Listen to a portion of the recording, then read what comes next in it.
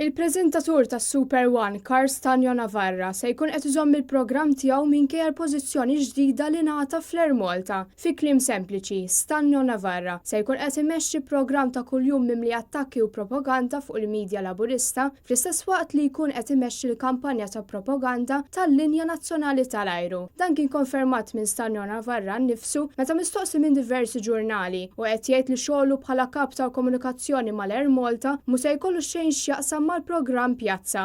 Il-gazzetta tal-Mument kienet żvelat dan kollu fit-tmiem il-ġimgħa l-oħra li maħbar ħolqot ferment sħiħ fin-newsroom tas Super One fejn hemm ċertu ġurnalisti li qed iħossuhom jingħataw il-ġenb għaskapitu tal-preżentatur li hu deskritt mill-midja indipendenti bħala l-maskott tal-Partit Laburista. Tak mhux se naħli l-ħin għalikom tilgħu niżel il-qorti biex xi darba nieħu raġun u ma tarax taħsbuni blaħ. Il-ħatra ta' Stagno Navarra ħolqot ukoll ferment fost il-ħaddiema tal-istess Air Malta, kumpanija li dejjem żammet il-bogħod mill-politika. U issa qed iqumu dubji serji dwar kemm se jagħmel ġid il-fatt li l-linja nazzjonali tal-ajru se tkun assoċjata mal-wixx ta' wieħed mill-iktar preżentaturi kontroversjali f'pajjiżna li ma' ismu hemm assoċjati diversi kawżi l-qorti.